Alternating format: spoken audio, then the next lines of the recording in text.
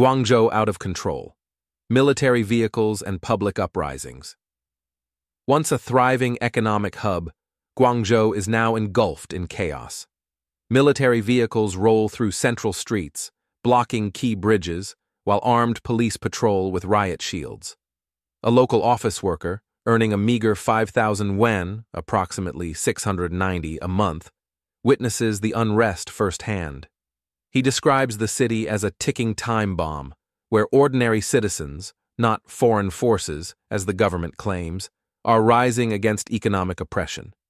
The collapsing economy has shuttered countless factories, left supermarkets empty, and turned Shangxiaju Pedestrian Street into a ghost town littered with for lease signs.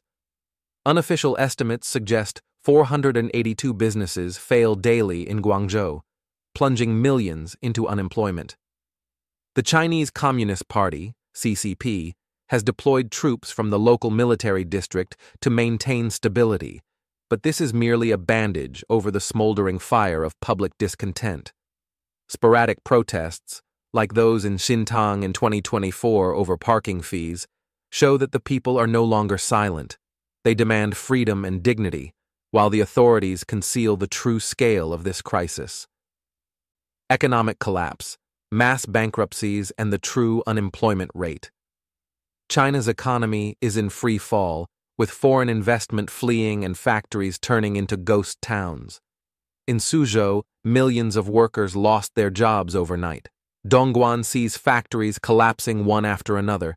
Beijing, Shanghai, and Guangzhou are drowning in bankruptcies. Official figures claim an unemployment rate of just 5.2%, but the reality is likely double that, especially among the youth. In 2025, a record 12.22 million college graduates enter the toughest job market in history, but the labor market is saturated. Food delivery and ride-hailing, once fallback options, are now flooded with degree holders. Nearly 30% of delivery drivers have college diplomas. A job fair at Heilongjiang University drew 100,000 people, with lines stretching from the venue to the subway station, yet 80% of companies attended merely for face, without hiring. Salaries are abysmal. A state-owned company offers just 3,500 yuan a month for a secretary position requiring a master's degree from a prestigious university. Many face layoffs after 6 months in workforce optimization. By 2026, an estimated 13 million graduates will push job market pressures to a breaking point. The CCP manipulates data to hide this reality, but the truth is a society where effort no longer yields a future. Youth, lying flat, and revenge. Saving China's youth, once the economy's driving force, are now lying flat, abandoning ambition to avoid disappointment. They embrace revenge saving, an extreme frugality prioritizing savings amid the crisis.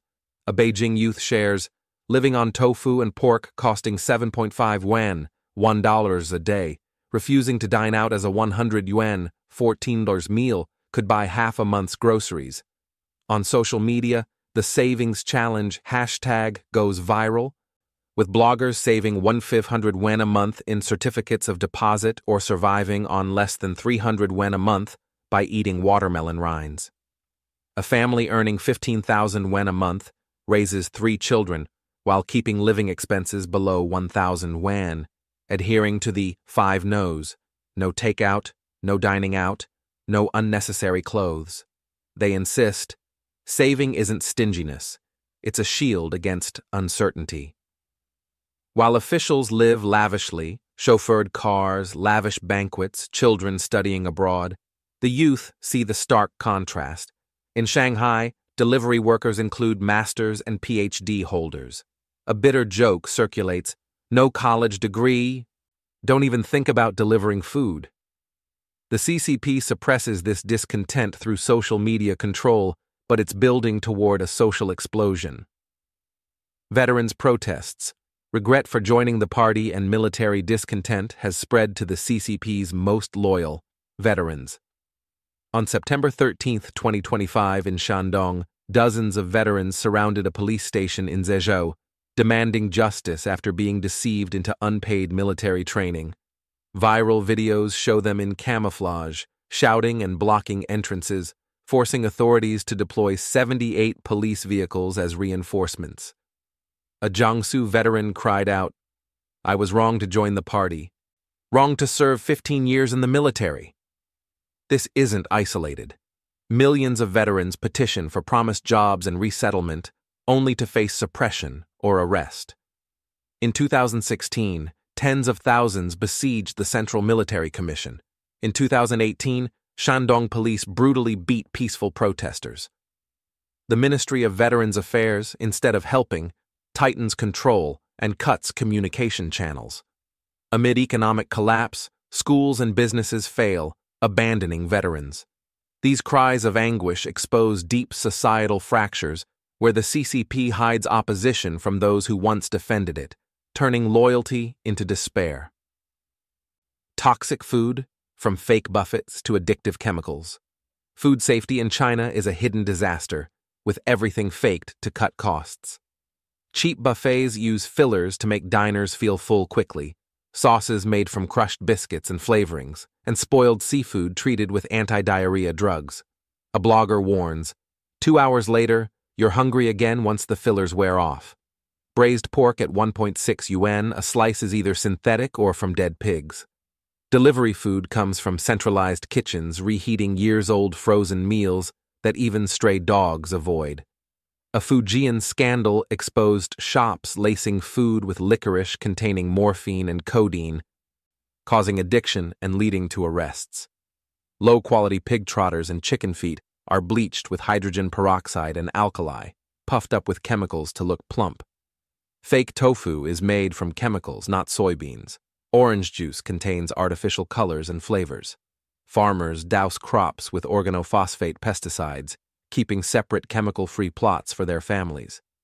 Japanese restaurants use cheap local seafood mislabeled as premium.